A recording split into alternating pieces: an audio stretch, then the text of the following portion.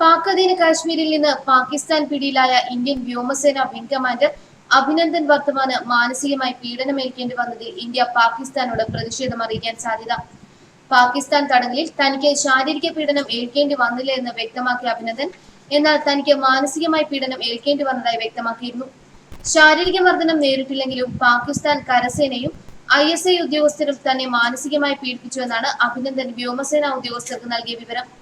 ഇത് ജനീവ കരാറിന്റെ ലംഘനമാണെന്ന് ചൂണ്ടിക്കാട്ടി നയതന്ത്ര തലത്തിൽ ശക്തമായ പ്രതിഷേധം പാകിസ്ഥാനെ അറിയിക്കാനാണ് ഇന്ത്യ ആലോചിക്കുന്നത്. വ്യോമസേനയിൽ നിന്ന് കൂടുതൽ വിവരങ്ങൾ കിട്ടുന്നതിന്റെ അടിസ്ഥാനത്തിലാകും ഇക്കാര്യത്തിൽ വിദേശകാര്യ മന്ത്രാലയം തീരുമാനം എടുക്കുന്നത്. അതേസമയം അഭിനന്ദനെ തിരിച്ചു കിട്ടിയതിൽ ഈ വിഷയത്തിൽ ഇന്ത്യ അന്താരാഷ്ട്ര സംഘടനകളോട് പാകിസ്ഥാനെതിരെ പരാതിപ്പെടാൻ സാധ്യത വളരെ കുറവാണ്. പാക് സൈന്യം പിടികൂടിയ അഭിനന്ദൻ വർദ്ധമാനെ തടങ്കലിൽ വെച്ചിരിക്കുമ്പോൾ ചിത്രീകരിച്ച നിരവധി വീഡിയോകൾ പാകിസ്ഥാൻ പുറത്തുവിട്ടിരുന്നു. ആ വീഡിയോകളിൽ പാകിസ്ഥാൻ സേന തന്നോട് മാന്യമായാണ് പെരുമാറിയതെന്നാണ് അഭിനന്ദൻ പറയുന്നത്. എന്നാൽ ഇവ തന്നെ കൊണ്ട് നിർബന്ധിച്ച് പറയിച്ചതായിരുന്നുവെന്ന് അദ്ദേഹം പിന്നീട് വെളിപ്പെടുത്തിയെന്ന രീതിയിലുള്ള വിവരങ്ങൾ പുറത്തു വന്നിരുന്നു. ഇതിന്റെയൊക്കെ അടിസ്ഥാനത്തിലാകും നടപടി. വ്യോമസേന ഉദ്യോഗസ്ഥർ നടത്തിയ ഡീബ്രീഫിംഗ് സെഷനുകളിലാണ് പാക് കസ്റ്റഡിയിൽ താൻ നേരിട്ട മാനസിക പീഡനത്തെക്കുറിച്ച് അഭിനന്ദൻ വെളിപ്പെടുത്തിയത്. ശാരീരികമായല്ല, മാനസികമായി പീഡിപ്പിക്കാനാണ് പാക് സൈന്യം ശ്രമിച്ചതെന്ന് അഭിനന്ദൻ വ്യക്തമാക്കി. അഭിനന്ദന്റെ മാനസിക നില കൂടി പരിശോധിക്കാനും ഈ ആക്രമണമുണ്ടാക്കിയ മാനസികാഘാതത്തിൽ നിന്ന് മോചനം നേടാനുമാണ് ഡീബ്രീഫിംഗ് സെക്ഷനുകൾ കൊണ്ട് ഉദ്ദേശിക്കുന്നത്. പാകിസ്ഥാൻ പുറത്തുവിട്ട വീഡിയോകളിൽ പാക് സൈന്യം നല്ല രീതിയിൽ പെരുമാറിയെന്ന് പറഞ്ഞതും കടുത്ത സമ്മർദ്ദത്തിലായിരുന്നുവെന്ന് ഡീബ്രീഫിംഗ് സെഷനിലാണ് വെളിവായത്. ഫെബ്രുവരി 26-ന് ഇന്ത്യൻ അതിർത്തി കടന്നെത്തിയ പാക് യുദ്ധ വിമാനങ്ങളെ തുരത്തി ഓടിക്കുന്നതിനിടെയാണ് പാക് സൈന്യത്തിന്റെ വെടിയേറ്റ് അഭിനന്ദന്റെ MiG-21 വിമാനം പാക് അധീന കാശ്മീരിൽ ചെന്ന് പതിച്ചത്.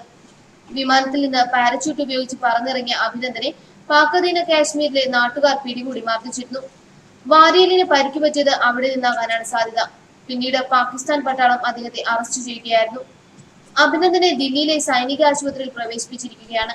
വിശദമായ പരിശോധനയിൽ അഭിനന്ദന്റെ വാരിയലിന് നേരിയ പരിക്കുണ്ടെന്നാണ് വിവരം. എന്നാൽ ഈ പരിക്ക് സാരമുള്ളതല്ലെന്നാണ് ഡോക്ടർമാരുടെ നിഗമനം. 1-2 ദിവസത്തിനുള്ളിൽ അഭിനന്ദൻ വർദ്ധമാന് ആശുപത്രി വിടാനാകും. വിമാനാപകടത്തിൽ പരിക്കേറ്റ ഒരു വൈമാനികന് തിരികെ ഫ്ലൈയിംഗ് സർവീസിലേക്ക് വരുന്നതിന് മുമ്പ് ചില പ്രക്രിയകളിലൂടെ കടന്നു പോകേണ്ടതുണ്ട്. ആദ്യത്തേത് തീർച്ചയായും പരിശോധനകളാണ്.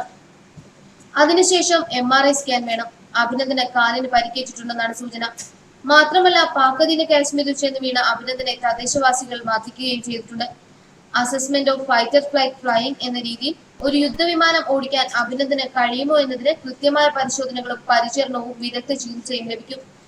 അതിനായി ഇൻസ്റ്റിറ്റ്യൂട്ട് ഓഫ് എയറോസ്പേസ് മെഡിസിൻ എന്ന അത്യാധുനിക ചികിത്സാ കേന്ദ്രമുണ്ട്. അവിടെയാണ് വ്യോമസേനയുടെ എല്ലാ പൈലറ്റുമാരും എത്താറുള്ളത്. അവിടെ അഭിനന്ദനും എത്തി ചികിത്സ നേടും. ന്യൂസ് ഡെസ്ക്, മലയാളി വാർത്ത.